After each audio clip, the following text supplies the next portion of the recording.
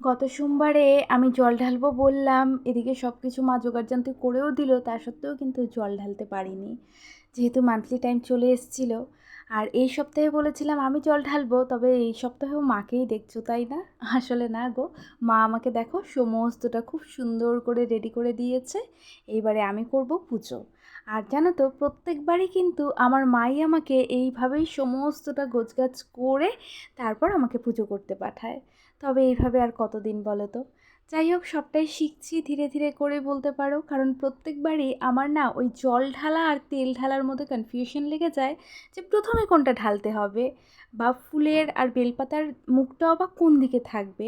এই জিনিসগুলো কিন্তু আমার প্রত্যেকবার ভুল হয়, আর প্রত্যেকবার আমি মাকে জিজ্ঞাসা করি। মানে ভুল ঠিক বলবো না, মানে আমি ভুলে যাই, আমি করার আগে ওই জন্য মাকে জিজ্ঞাসা করে নিই।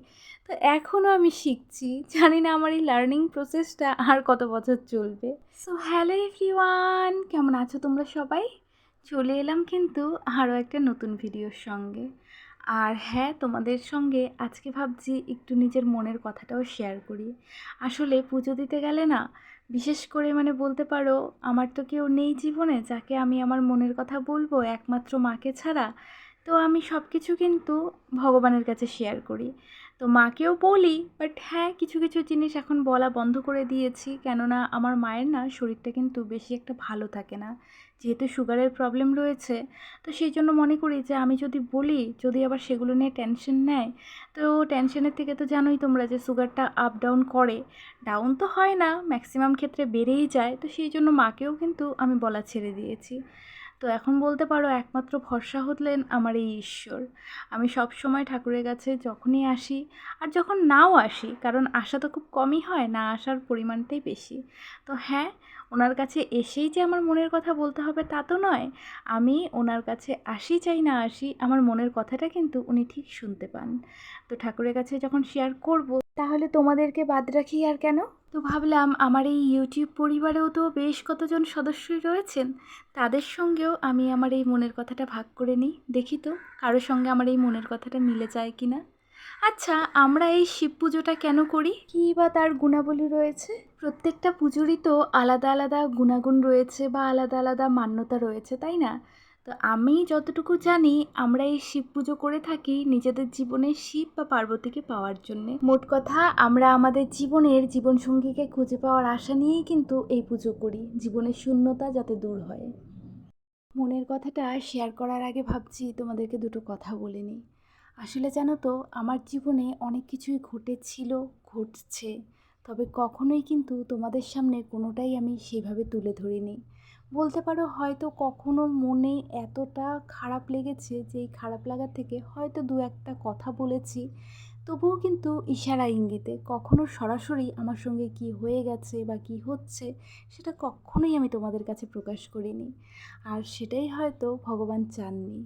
আসলে আমি সবসময় চেয়েছিলাম যে না, আমার জীবনে যাই খারাপ কিছু ঘটুক না কেন, আমি কখনো সেটা আমার ইউটিউব পরিবারের কাছে বা বন্ধু বান্ধব আত্মীয় স্বজন যাই বলো না কেন, কারো কাছেই কখনো শেয়ার করব না। আসলে এই শেয়ার না করার পেছনে কিন্তু আমার মা, কারণ আমার মা আমাকে ছোটোবেলা থেকে একটা জিনিসই শিখিয়েছে, যে নিজের মনের দুঃখের কথা কখনো কারো সামনে বলতে নেই। কারণ তুমি যখন কারো সামনে বলবে, সে তোমার সামনে হয়তো দুঃখে দুঃখী হবে, কিন্তু তুমি চোখের আড়াল হওয়া মাত্রেই সে কিন্তু তামসা দেখবে।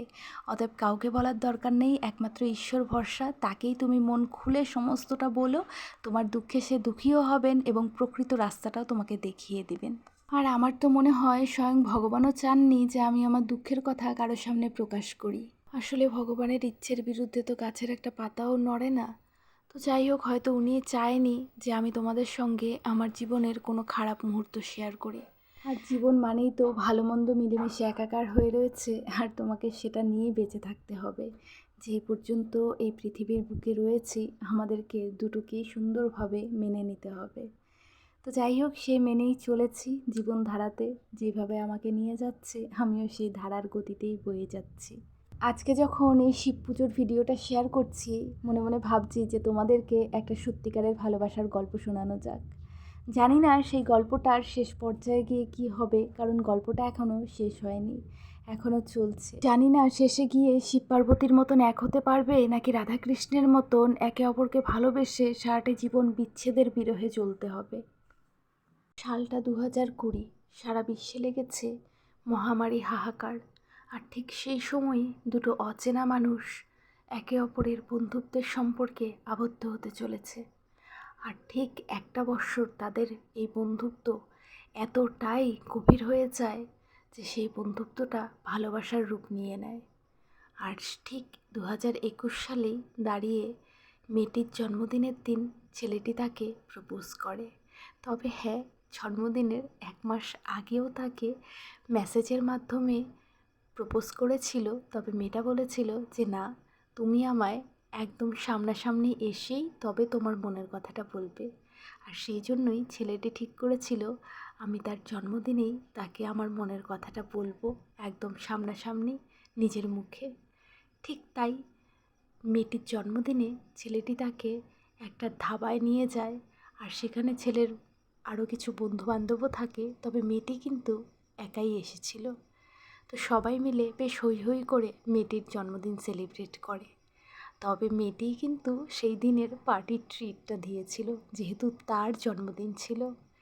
তো সেইখানেই ছেলেটি তার সব বন্ধুর সামনেই মেয়েটিকে একটা বুকে হাতে দিয়ে খুব সুন্দর করে ভালোবাসার অঙ্গীকার করে যে সে তাকে তার প্রাণের থেকেও বেশি ভালোবাসে।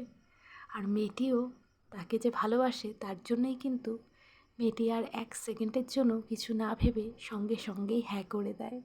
তবে হ্যাঁ, মেয়েটি সেই প্রথম দিনই একদম ক্লিয়ারলি বলে দিয়েছিল যে সে কিন্তু টাইম পাস বা এমনি জাস্ট ভালোবাসা এই সমস্ত কিছুর জন্য তার জীবনে যাচ্ছে না। তার একটাই জিনিস ছিল যে সে যাকেই ভালোবাসবে তার সঙ্গে সে বিয়ে করে ঘর বাঁধবে। গল্পটা এগিয়ে নেওয়ার আগে মেয়েটি গিফট কী পেয়েছিল সেটা একটু বলে রাখি। পেয়েছিল নানা রং দিয়ে বানানো ফুলের একটা বুকে, তার সঙ্গে ছিল কেক, আর ছিল একটা হার্ট শেপের বেলুন, আর ছিল ওম শান্তি ওমের সেই বিখ্যাত শোপিস। আর ছেলেটিও মেয়েটির এই কথা শুনে খুব খুশি হয়। সেও বলে আমিও কিন্তু টাইম পাসের জন্য আসছি না এই সম্পর্কে, আমিও তোমায় বিয়ে করতে চাই, আমরা যেন ভবিষ্যতে এক হয়ে একটা সুখী সংসার করতে পারি, সেই অঙ্গীকার নিয়েই আজকে তোমাকে আমি আমার মনের কথা বললাম। আর সেই দিনই একে অপরের ভালোবাসাকে স্বীকৃতি দিয়ে তারা সম্পর্কে চলে আসে। শুরু হয় তাদের নতুন পথ চলা। মেয়েটির জন্মদিন বছরের শেষে, মানে নভেম্বর মাসে। আর ঠিক 2021 সালের নভেম্বরে যখন মেয়েটিকে প্রপোজ করা হয়, মেয়েটি তো বিয়ের কথা ক্লিয়ারলি বলেই দিয়েছিল। তার জন্যেই কিন্তু 2022 সালে মেয়েটি বলে যে তুমি তোমার ঘরে জানাও। মেয়েটির কথা মতো ছেলেটিও তার ঘরে জানিয়ে দেয়। কিন্তু জানানোর পর তার বাড়ি থেকে একটা নিউট্রাল আনসার আসে। সেটা হচ্ছে না হ্যাঁ না না, কোনো কিছুই বলেনি। আর মেয়েটি আর ছেলেটি দুজনেই কথাটা কিছুই বুঝতে পারেনি। তারা ভেবেছে না তো করেনি, তারা সেটা নিয়েই খুশি ছিল। অথচ হ্যাঁও যে করেনি সেটা তারা লক্ষ্যই করতে পারেনি। এইভাবে ধীরে ধীরে সময় যেতে থাকে।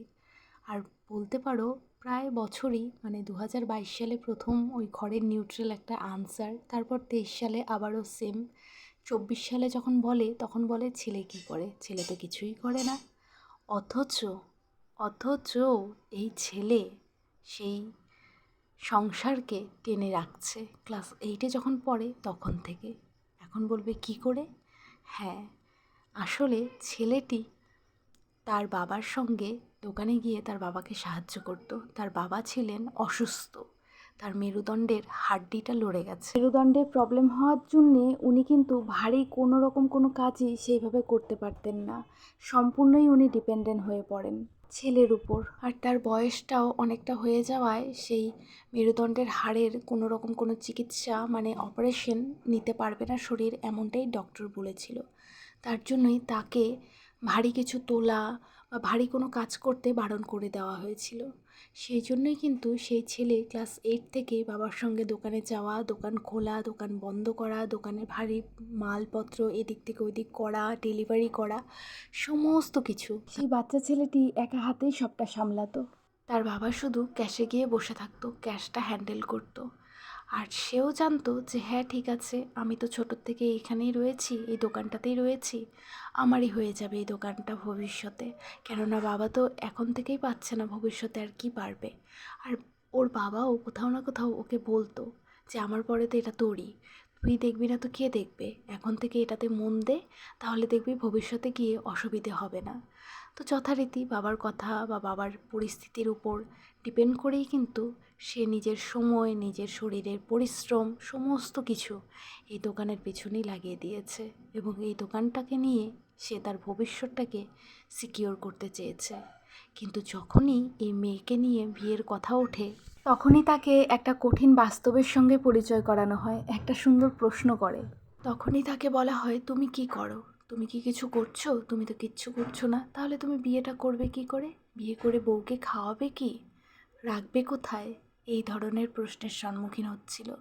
আর একটা সময় পর এই প্রশ্নগুলো কিন্তু আর প্রশ্ন থেকে যায়নি, এইগুলো একটা স্টেটমেন্ট হয়ে দাঁড়িয়েছে যে তুমি কিছু করছো না, অতএব তোমার এখানে বিয়ের কোনো প্রশ্নই ওঠে না, এখন তুমি বিয়ে করতে পারবে না। আর ওইদিকে মেয়েটিও অপেক্ষা করে আছে, আর এদিকে ছেলেটিও ছটফট করছে মেয়েটিকে বিয়ে করার জন্যে।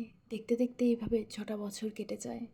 তাদের গল্পের শেষটা আমি জানি না, কারণ গল্পটা এখনও শেষ হয়নি, গল্পটা এভাবেই চলছে।